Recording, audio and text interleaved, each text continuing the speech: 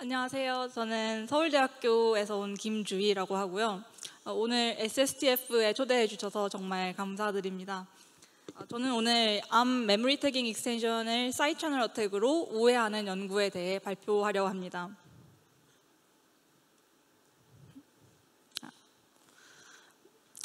저는 서울대학교 이병현 교수님이 리드하시는 컴색 연구실에서 박사과정을 하고 있고요.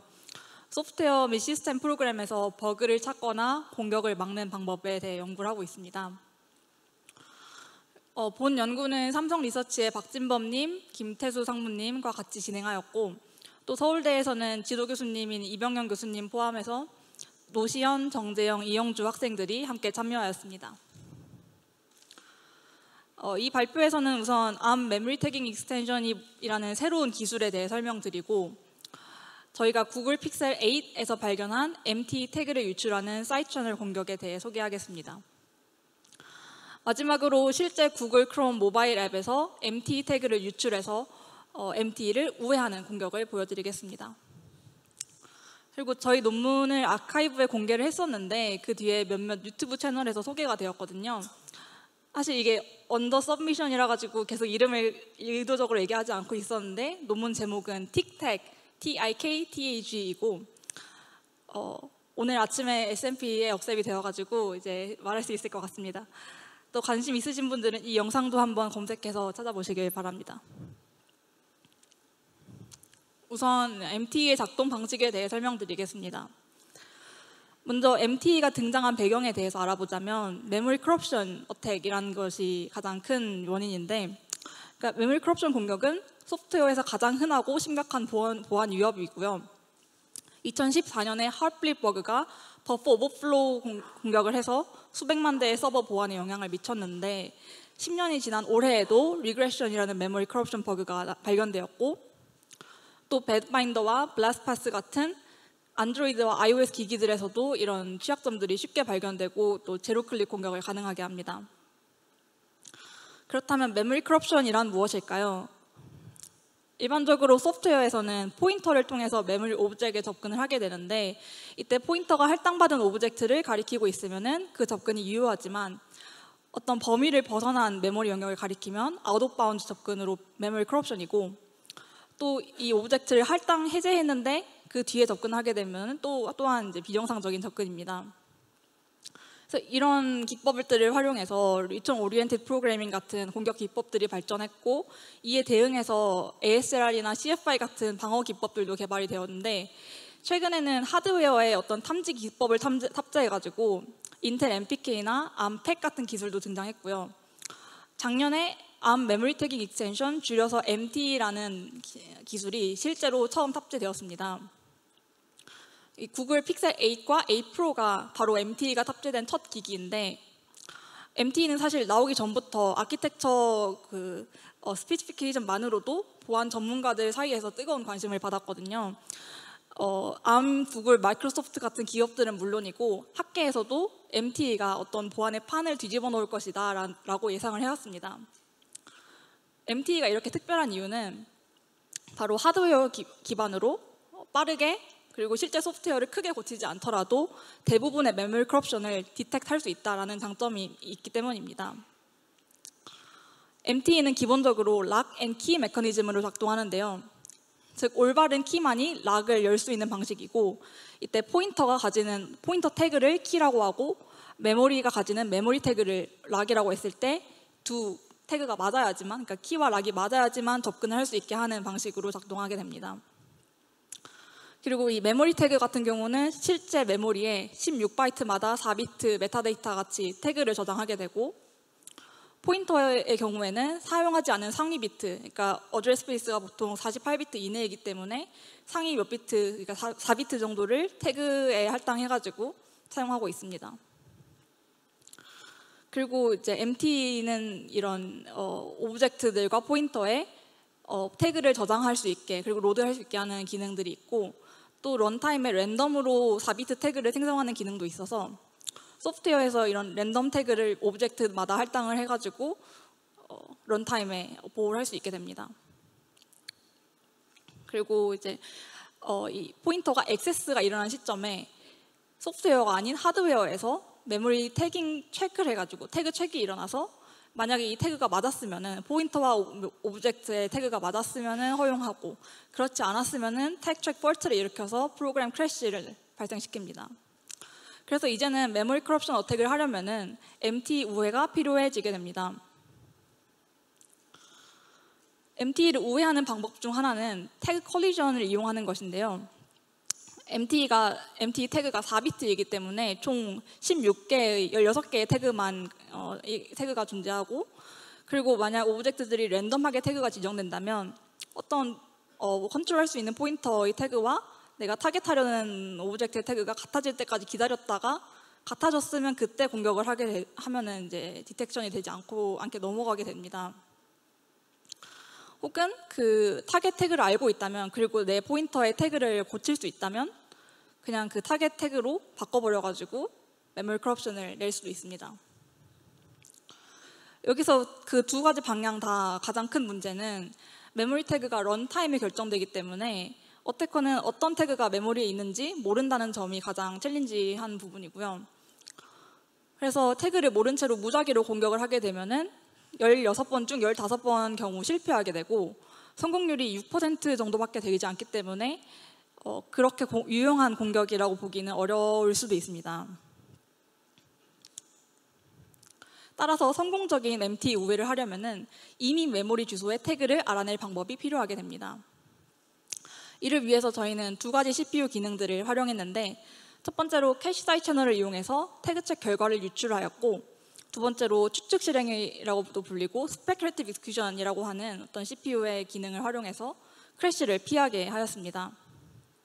먼저 캐시 사이드 채널에 대해 간략히 설명을 드리면, 캐시는 메모리에 접근하기 전에 그 어떤 간단한 작고 빠른 메모리인데, CPU가 처음으로 메모리에 접근할 때는 느린 메인 메모리에서 데이터를 가져와서 캐시에 저장하기 때문에 되게 느린데, 두 번째로 다시 접근하게 되면 캐시에서 바로 가져오기 때문에 이 속도가 빠르거든요. 그래서 이 시간 차이를 이용해서 캐시 사이드 채널은 메모리 접근 시간을 측정해서 그 오브젝트가 이전에 접근되었는지 아닌지를 알아내는 것입니다.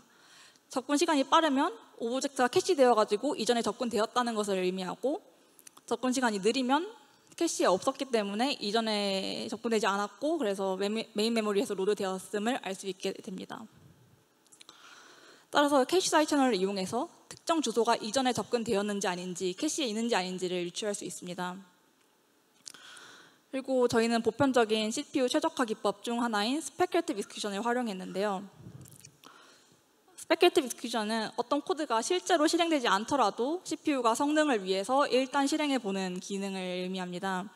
그래서 이 if 문을 실행한다 할 때 CPU는 true or false 브랜치를 택해야 하는데, 근데 이 컨디션 밸류가 뭔지 오랫동안 알 수 없다면 CPU가 이걸 기다리는 것은 너무나 큰 CPU 자원의 낭비이기 때문에 일단 둘 중 하나를 택해가지고, 예를 들면 true를 택해서 실행을 해본 다음에 만약에 그 추측이 맞았다면 계속하고, 근데 여기서 메모리 액세스를 할 텐데 그때 태그 체크도 일어날 거고요, 실제로. 만약에 틀렸으면은 다시 돌아가게 됩니다. 원래대로 이제 false branch를 실행하게 되고요. 근데 여기서 CPU가 어떤 실행을 할 때 틀렸을 경우 실행했던 내역을 돌리게 되는데, 이때 캐시는 돌리지 않게 됩니다. 그래서 이 로드 PTR을 했을 때 그 PTR에 해당하는 오브젝트는 실제로 실행되진 않았지만, 추측 실행만 실행되었지만 여전히 그 메모리 오브젝트는 캐시에 올라와 있게 됩니다. 그렇다면 만약에 여기서 태그 체크 폴트가 발생한다면, 그러니까 스페큘레이티브 익스큐션 중에 태그 체크 폴트가 발생한다면 어떻게 될까요? 이 스페큘레이티브 익스큐션으로 메모리 액세스를 할 때 태그 체크 폴트가 발생했다면 CPU는 즉시 프로세스를 크래시 내지는 않습니다. 왜냐하면 이건 스페큘레이티브 익스큐션이었기 때문에 해당 코드가 실제로는 실행되지 않았을 수 있기 때문입니다. 따라서 실제로 컨디션 값이 false였으면 CPU는 이 실행과 함께 발생한 폴트를 모두 되돌리게 됩니다. 이는 이제 스페큘레이티브 익스큐션에서 발생한 오류 같은 것들이 프로그램 크래시를 발생시키지는 않는다는 것을 의미하고, 따라서 저희는 태그 체크를 실제로 하더라도 그리고 오류가 발생하더라도 크래시를 피할 수 있습니다. 그래서 이 두 가지 기능을 결합해서 MT 사이드 채널 공격을 만들어 볼 수가 있는데요.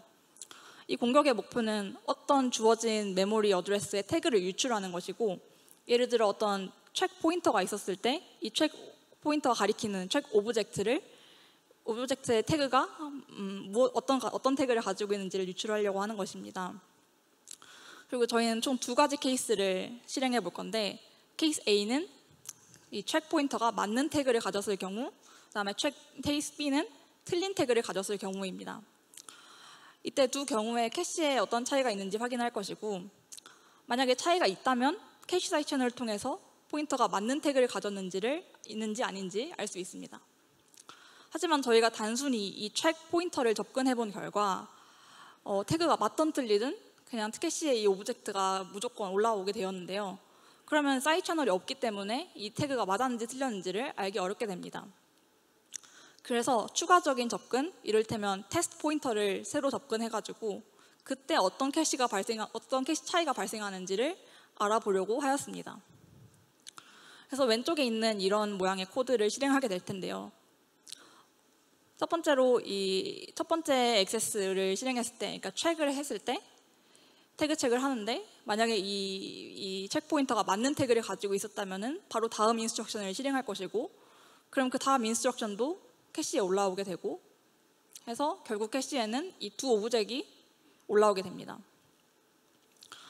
만약에 invalid 태그, 그러니까 틀린 태그를 가진 체크 포인터로 실행해 봤을 때는 처음에 이 오브젝을 가지고 태그 체크를 해서 캐시에 이 체크 오브젝이 올라오지만, 사실 여기서 CPU는 더 이상 스페큘레이티브 익스큐션을 진행할 이유가 없습니다. 왜냐하면 이 실행이 만약에 추측이 맞았더라면, 이게 맞는 패스였다면은 어차피 프로그램이 크래시 날 테니까 더 이상 다음 인스트럭션을 실행할 이유가 없을 것이고요. 만약에 이 스페큘레이션이 틀렸다면은 어차피 되돌릴 것이기 때문입니다. 그래서 이런 점을 고려하면 CPU가 여기서 스페큘레이티브 익스큐션을 중단하도록 설계되어 있을 수 있고요. 그렇다면은 만약에 이게 컨디션 값이 false였을 때 실행이 되돌리게 되면은 캐시에는 실제로 체크 오브젝 밖에 남아있지 않고 테스트는 없게 될 것입니다. 그러면 저희가 이제 사이드 채널을 이용해서 테스트 PTR에 대한 액세스 타임을 측정해서 이 태그가 맞았는지 틀렸는지를 리크할 수 있게 되고요. 근데 여기서 중요한 점은 저희 이제 새로운 MT 칩이 이러한 태그 사이드 채널을 실제로 포함하고 있는지 여부인데요.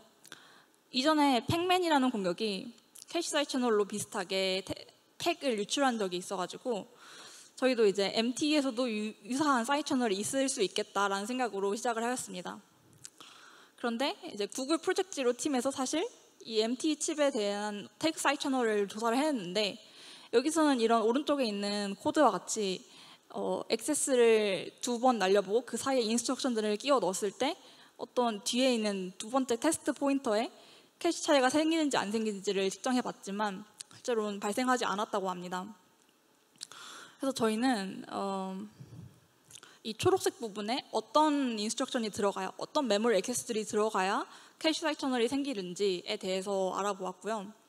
그 결과 두 가지 태그 리키지 가젯을 발견하였고, 각각의 루트 커즈도 분석을 하였고요. 또 저희 코드를 오픈 소스로 공개하였고, 또 이제 페이퍼도 아카이브에 있으며 자세한 정보는 그쪽에서 보실 수 있습니다.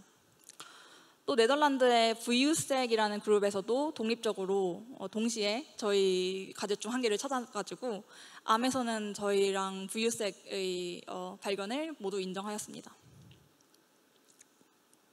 그래서 저희 가젯에 대해 설명을 드릴 건데요.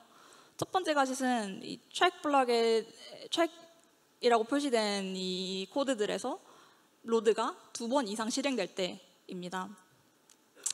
그래서 프로젝트 지로의 가젯과 비슷한데, 그러니까 단순히 체크 포인터를 액세스하고 그 다음에 테스트 포인터를 액세스하는 것과 비슷한데, 그때는 안 됐지만 체크 포인터 로드가 2번 이상 있을 때면은 태그 사이드 채널이 발생하는 것을 알 수 있었습니다.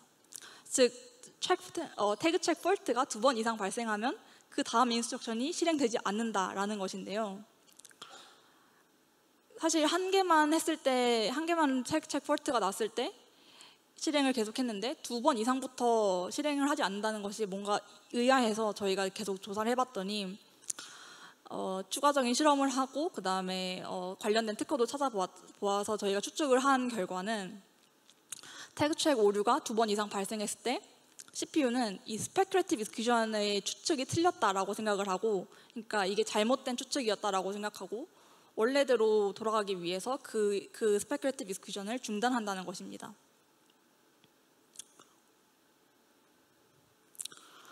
또 이제 두 번째 가젯은 CPU에서 Store to Load Forwarding이라는 동작을 포함하고 있는데요. 여기서는 아까와 다르게 check이라고 표시된 부분에서 체크 포인터에 어떤 밸류를 저장한 다음 바로 다음에 그 밸류를 로드하고 있는데, 이런 인스트럭션 패턴이 있으면은 CPU는 성능을 최적화하기 위해서 내부 버퍼에 이렇게 스토어 로드 인스트럭션들을 저장해 놓고 그 스토어 로드 명령어의 주소가 같다면은 직접 캐시를 갔다 오지 않더라도 혹은 메모리를 갔다 오지 않더라도 CPU 버퍼 내부에서 자체적으로 포워딩을 하게 됩니다. 이걸 Store to Load Forwarding이라 하고요. 저희 가젯에서는 check에서 Store to Load Forwarding이 일어나고 그 포워딩된 밸류를 그 다음 테스트에 디펜던트하게 액세스할 때 그때 이제 태그 사이드 채널이 발생하였습니다. 그러니까 그 Store to Load Forwarding, Store Load Instruction 중 둘 중 한 개에서 폴트가 발생할 경우 포워딩이 일어나지 않았고요. 그래서 그 다음 인스트럭션이 실행되지 않았음을 의미합니다. 이 가젯의 원인에 대해서는 CPU 하드웨어에서 다른 어떤 멜다운 같은 사이드 채널을 피하기 위해서 어떤 오류가 발생했을 때 Store to Load Forwarding을 차단하는 로직이 있다라고 추측해 볼 수 있습니다. 마지막으로 저희 가젯들을 기반으로 실제 MT 우회 공격을 해볼 수 있는데요. 저희는 이제 실제 MT가 활성화된 리얼월드 타겟이 아직은 많이 없어서 구글 크롬 리눅스 커널 두 주요 소프트웨어 시스템에서 제공하는 어떤 MT를 킨 옵션을 사용해서 MT 우회 공격을 개발하였습니다. 그리고 각 시스템에서 실제 가젯을 발견하였고요. 이 발표에서는 구글 크롬 V8 엔진에서에 대한 공격을 소개할 예정입니다. 구글 크롬 구글 크롬 렌더러 프로세스의 트랩 모델에 대해서 먼저 설명을 드리자면 V8 자바스크립트 엔진, 블링크 렌더링 엔진, 그리고 기타 서드 파티 라이브러리들로 구성이 되는데, 어태커는 이 중에 자바스크립트, HTML, CSS 데이터를 제공할 수 있고 각 코드베이스의 취약점을 공격할 수 있습니다. 이 중에서도 특히 자바스크립트 코드는 V8 엔진에서 컴파일되고 실행되기 때문에 공격자들에게 가장 쉽게 접근할 수 있는 타겟이 되었고, 그래서 V8 샌드박스라는 것이 지금 디폴트로 적용이 되어서 신뢰할 수 없는 자바스크립트 코드는 샌드박싱 되어 있습니다. 그래서 이를 통해서 자바스크립트 코드로는 나머지 메모리에 접근할 수 없게 격리되어 있고요. 하지만 여전히 블링크 렌더러와 서드파티 라이브러리에도 방대한 코드가 있고 거기에 취약점이 있을 수 있기 때문에 여전히 여기는 공격이 가능한 부분입니다. 만약에 MT가 활성화된다면 크롬은 블링크 및 서드파티 라이브러리의 오브젝트들의 랜덤 태그를 할당해서 메모리 커럽션 공격을 막게 될 것이고요.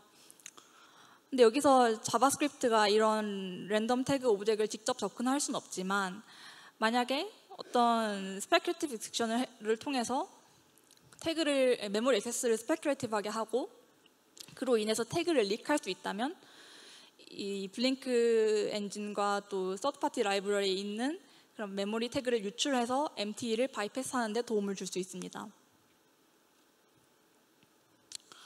그래서 실제로 자바스크립트로 저희의 두 번째 가젯, Store to Load Forwarding 가젯을 만들 수가 있었고요.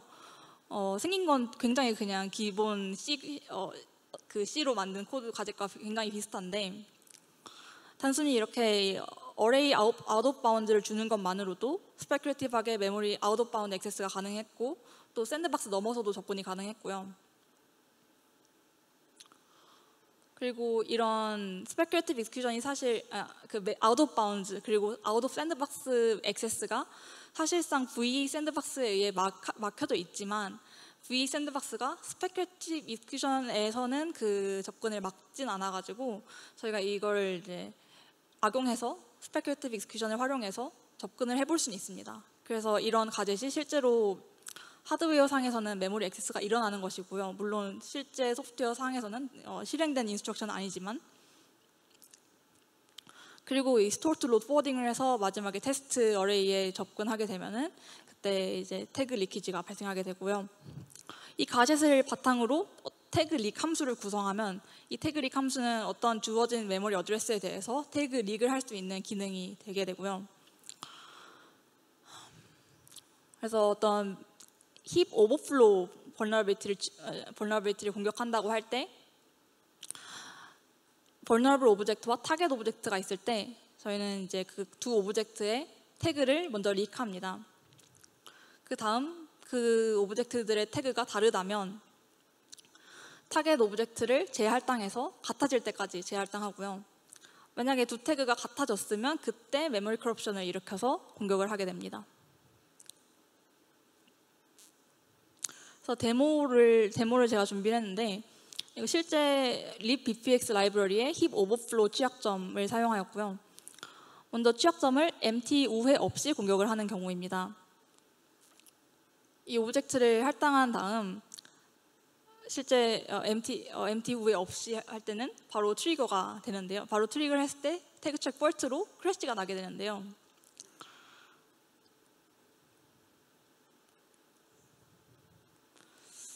근데 이 저희의 empty 태그 릭을 사용하면 오브젝트들이 이니셜라이즈 된 후 태그를 릭했을 때 vulnerable 오브젝트의 태그인 0xf와 같아질 때까지 재할당한 뒤 그 다음 힙 오버플로우를 트리거하면 어떤 메모리 폴트 없이, 메모리 태그 체크 폴트 없이 오버플로우가 잘 되었음을 볼 수 있습니다. 그래서 저희는 이 문제를 관련된 회사들에게 알렸는데, 먼저 ARM에서는 여러 ARM CPU에 이런 취약점 메모리 태그 사이드 채널 이슈가 있다는 것을 확인했고, 하지만 이런 이슈들이 어떤 시큐리티 벌너러빌리티는 아니다. 왜냐하면 ARM 아키텍처에서 empty 태그를 시크릿으로 간주하지 않기 때문이다 라고 하였습니다. 그렇지만 이 empty 사이드 채널 이슈를 픽스하는 것은 비용이 낮을 것으로, 스펙터를 픽스하는 것에 비해서는 비용이 낮을 것으로 예상되기 때문에 CPU 벤더들에게 수정할 것을 권장하였습니다. 또 구글 안드로이드 보안팀에서는 이 픽셀 장치의 empty 태그 릭 이슈를 하드웨어 결함이다 라고 인정하였습니다. 하지만 empty가 아직 여전히 사이드 채널 공격이 어려운 환경, 그러니까 리모트 공격이라든지 뭐 네트워크를 통한 공격이라든지 하는 공격에서는 여전히 강력한 보안 기법으로 사용될 수 있을 것이다 라고 하였습니다. 마지막으로 구글 크롬 V8 보안팀은 empty 사이드 채널이 V8 보안 모델을 위반하진 않는다라고 결론 내렸습니다. 그 이유는 V8 샌드박스는 렌더러에 있는 데이터의 confidentiality, 그러니까 데이터를 릭하는 것도 보장하지 않고 또한 태그를 릭하는 것은 당연히 보장하지 않기 때문이다라고 했고, 또 저희가 제시한 것 같은 사이드 채널 이슈가 있을 수도 있기 때문에 아직 렌더러에서 MT를 사용할 계획은 없는 것 같다라고 밝혔습니다.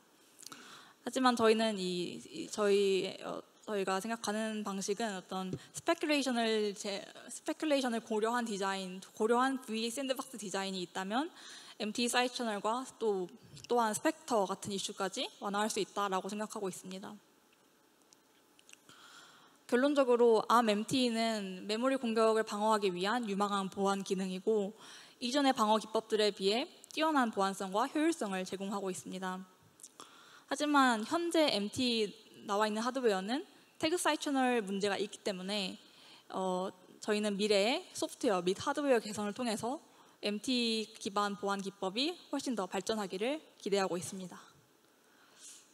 네, 들어주셔서 감사합니다. 네, 김주희님 발표 잘 들었습니다. 질문을 한두 가지 정도 받아보도록 하겠습니다. 먼저 손 들어주시면 저희 스태프분들께서 마이크 전달드리겠습니다. 네, 발표 잘 들었습니다. 저희 들으면서 궁금한 게 두 가지가 있었는데, 첫 번째로는 그 브라우저에서 empty가 지금 말씀하신 거 들어보니까 이네이블이 안 되어 있는 것 같은데, 근데 브라우저 같은 경우에는 사실 MT가 엔트로피가 낮기 때문에 아이프레임 같은 걸로 하면은 사실 프로세스를 여러 번 띄우고 크래시 나도 사실 릴라이어블하게 공격이 되고, 그래서 좀 낮은 엔트로피 같은 경우에는 그런 식으로 바이패스를 하기도 하는데, 그래서 MT를 과연 브라우저에서 바이패스하는 게 어떤 의미가 있나, 지금 사실 아이프레임 베이스드 어택으로도 가능한 것 같은데, 그게 일단 첫 번째 질문이고요. 두 번째로는 그 가젯을 이제 찾으셨는데, 그 가젯을 찾을 때 어떤 시스테매틱한 방법을 통해서 찾은 것인 건지, 아니면은 그냥 이제 뭔가 약간 그 뇌와 손을 쓴 퍼즐 같은 걸 하셔가지고 그냥 랜덤하게 하신 건지, 그 두 개가 궁금합니다. 감사합니다. 저희가 리뷰 받았던 질문들인 것 같은데요, 대부분. 먼저 MT의 probabilistic defense의 의미에 대해서는 아직은 저희가 좀 연구를 해야 될 부분이라고 생각하고 있습니다. 그러니까 말씀하신 대로 메모리 커럽션을 브루트포싱 할 수 있잖아요. 아이프레임으로 감싼다면. 근데 사실 그 자체로도 문제인 거잖아요. 지금 MT가 없는 상황에서도. 그래서 그런 브루트포싱을 막는 기법들이 별도로 개발이 해야지 MT가 의미가 있다라고 말씀드릴 수 있을 것 같아요. 지금으로서는요. 그리고 두 번째로 어떤 어프로치를 사용해서 가젯을 찾았는지에 대해서는 사실 저희 대부분 가젯을 그냥 손으로 해보면서 찾았습니다. 거의 이제 매뉴얼 퍼징을 통해 찾았는데, 저희가 사실 퍼저를 개발하긴 하였거든요.